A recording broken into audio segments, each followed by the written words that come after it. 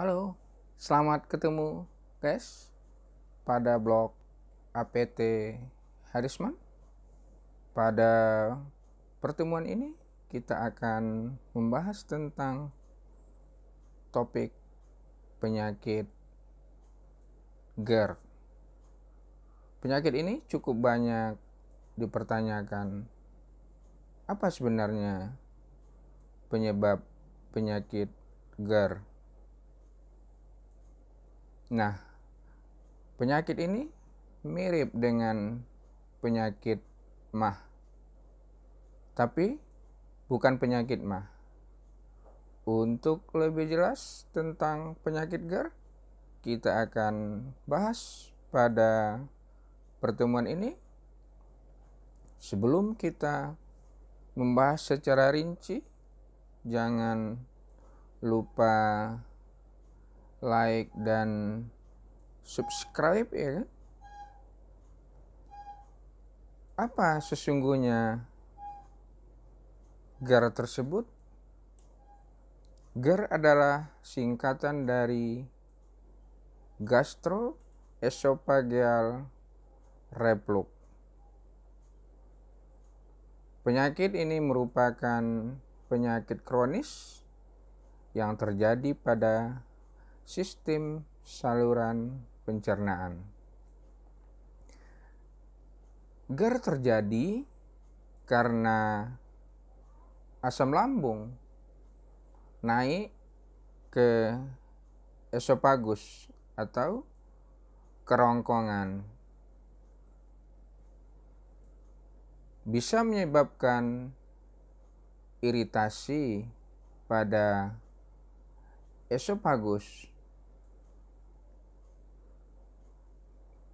Perjalanan secara normal, kalau kita lihat, bila pada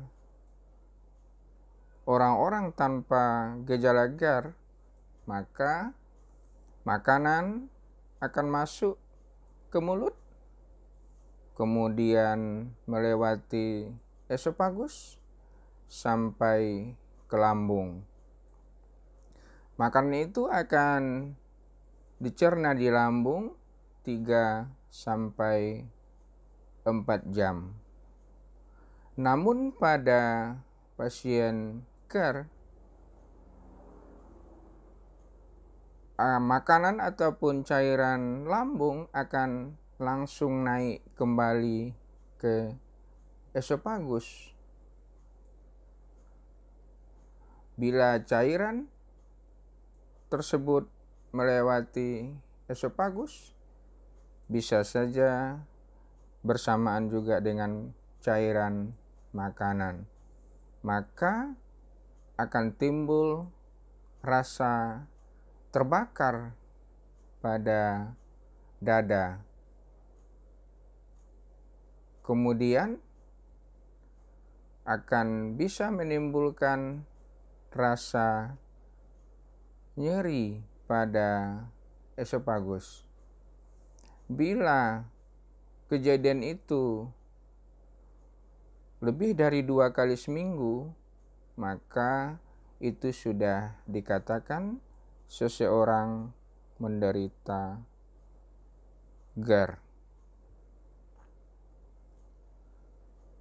Kemudian gangguan itu terjadi pada saat ketika sedang tidur, atau bisa muncul juga komplikasi terjadinya iritasi pada esofagus yang disebut esofagitis atau peradangan pada esofagus. Peradangan pada esofagus bisa menimbulkan perdarahan, bisa menimbulkan luka,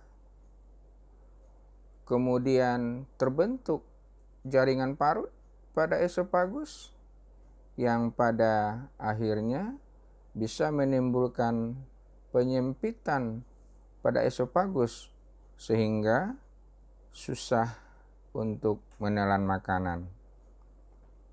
Bila dibiarkan dalam jangka waktu lama, tidak diobati, bisa timbul kanker esofagus.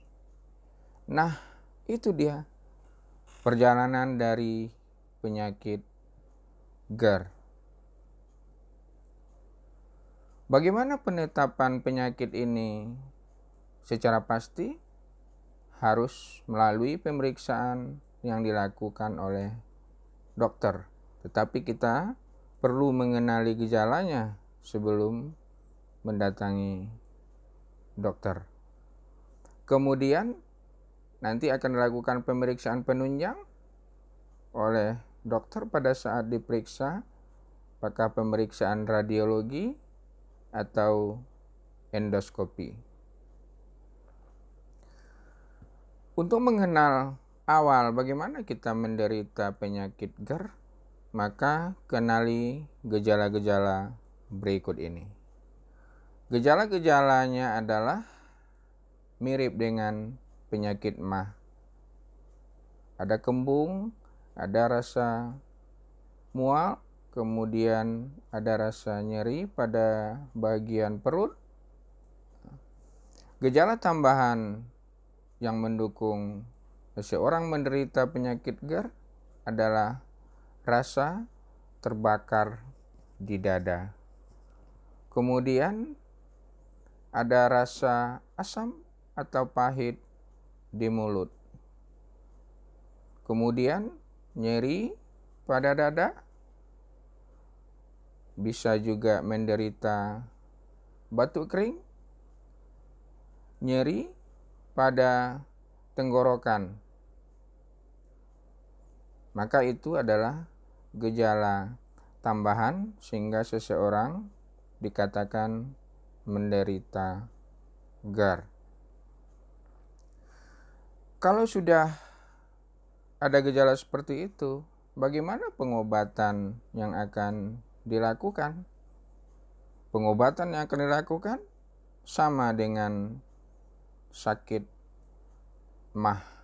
Jadi, obat yang akan digunakan adalah obat sakit MAH, bisa berupa antagonis H2 seperti ranitidin, bisa juga dengan PPI, proton pump inhibitor seperti omeprazol dan lansoprazol.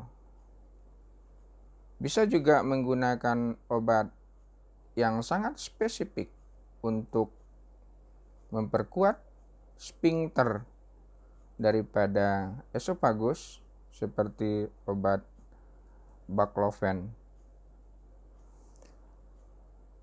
Karena gejalanya juga ada gejala mual dan muntah, bisa ditambahkan juga obat domperidon. Namun semua obat yang kita katakan tadi adalah obat yang tidak bisa dibeli bebas di apotek, hanya didapatkan dengan resep dokter. Kalau begitu, sebelum ke dokter, apa tindakan pencegahan yang harus dilakukan? Ya, tindakan pencegahan adalah pertama, usahakan makan 3 jam sebelum tidur. Hindari makanan, kopi, coklat, alkohol, kemudian saus tomat, gorengan. Selanjutnya, apa yang harus dilakukan selain menghindari makanan tersebut? Usahakan untuk memposisikan bantal kepala sedikit lebih tinggi. Tindakan pencegahan yang ketiga, bisa mengkonsumsi obat-obat MAH sebagai obat bebas seperti antacid dan kombinasi antacid dengan beberapa obat yang lain yang dijual bebas. Nah, selanjutnya baru lakukan konsultasi dengan dokter untuk penetapan penyakit GERD secara benar. Nah, itu dia penjelasan kita tentang penyakit GERD. Semoga bisa dipahami dan bisa berkonsultasi untuk pengobatan-pengobatan berikutnya. Sekian, terima kasih.